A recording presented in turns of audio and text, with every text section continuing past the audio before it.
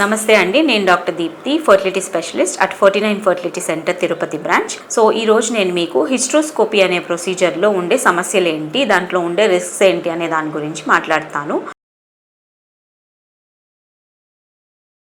So ఈ hysteroscopy గురించి మనకి ఆల్రెడీ తెలుసు. స్కోప్ వేసి గర్భాశయం లోపల పొరని మనం మానిటర్ ద్వారా చూడటమే ఈ హిస్ట్రోస్కోపీ అనే ప్రొసీజర్. దీంట్లో 2 టైప్స్ ఉంటాయి. డయాగ్నోస్టిక్ హిస్ట్రోస్కోపీ అంటాము, ఆపరేటివ్ హిస్ట్రోస్కోపీ అంటాం. సో ఈ ప్రొసీజర్ చేసినప్పుడు కొన్ని సమస్యలు కూడా మనం చూస్తుంటాము.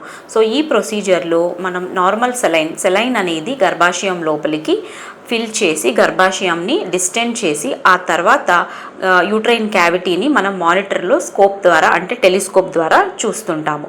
సో ఇటువంటి ప్రొసీజర్ చేసినప్పుడు ఈ ఫ్లూయిడ్ అనేది మనం గర్భాశయంలోకి పుష్ చేయాల్సి ఉంటుంది. సో దానివల్ల ఫ్లూయిడ్ అనేది పెల్విస్లోకి కూడా లీక్ అవుతుంది. గర్భాశయం లోపల ఉండే ఈ ఓపెనింగ్స్ ద్వారా పెల్విస్లోకి లీక్ అవుతుంది. సో దానివల్ల కొద్దిగా పెల్విక్ ఇన్ఫెక్షన్స్ వచ్చే అవకాశం ఉంటుంది.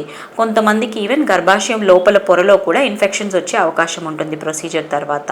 అండ్ కొంతమందికి మనం ఈ పులిపుర్లు కానీ లేకపోతే సబ్మ్యూకస్ ఫైబ్రాయిడ్స్ అంటే కణితలు గర్భాశయం లోపలికి చొచ్చుకు వచ్చేవి, ఇటువంటివి రిమూవ్ చేసినప్పుడు లేదా గర్భాశయం యొక్క గోడలో అడ్డుగోడ ఉన్నప్పుడు అంటే సెప్టమ్ ఉన్నప్పుడు వీటిని కట్ చేసి రిమూవ్ చేసినప్పుడు పూర్తిగా బ్లీడింగ్ అనేది కంట్రోల్ అవ్వకపోవచ్చు. దానివలన అధికంగా రక్తస్రావం అయ్యే అవకాశం ఉంటుంది. ఆ తర్వాత కొంతమందికి ఈ సెప్టమ్ అనేది అంటే అడ్డుగోడని కట్ చేసి రిమూవ్ చేసేటప్పుడు కానీ లేదా ఈ గర్భాశయం లోపల పొరలో ఉండే అతుకులని క్లీన్ చేసేటప్పుడు కానీ ఒక్కొక్కసారి యూట్రైన్ అంటే గర్భాశయం గోడకి చిన్నగా ఇంజురీ అయ్యే ఛాన్సెస్ కూడా ఉంటాయి.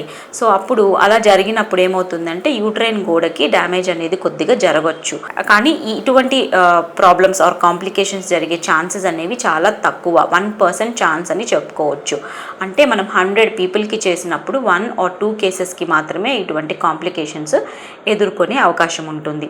ఆ తర్వాత ఈ స్కోప్ ప్రొసీజర్ చేసేటప్పుడు ఈవెన్ సర్విక్స్కి కానీ అంటే గర్భాశయం యొక్క ముఖద్వారం దగ్గర కూడా చిన్నగా కొద్దిగా టేర్స్ అవి అయ్యే అవకాశాలు ఉంటాయి. అండ్ పోస్ట్ ఆపరేటివ్గా కూడా పేషెంట్ రికవరీ అనేది యూజువల్గా వితిన్ 1 డేలో అంటే డయాగ్నోస్టిక్ హిస్ట్రోస్కోపీ చేసినప్పుడు వితిన్ 1 డేలో రికవర్ అయ్యేదానికి ఛాన్సెస్ ఎక్కువగా ఉంటాయి. లేదా మ్యాక్సిమం ఒకవేళ ప్రొసీజర్ కానీ కొద్దిగా ఎక్కువసేపు జరిగినప్పుడు అంటే అడ్డుగోడ రిమూవ్ చేయటము, ఈ కణితలు రిమూవ్ చేయటము, ఇటువంటి ఎక్స్టెండెడ్ ప్రొసీజర్ చేసినప్పుడు ఈ రికవరీ అనేది 1 or 2 డేస్ ఎక్స్ట్రా అనేది ఉండే అవకాశం ఉంటుంది.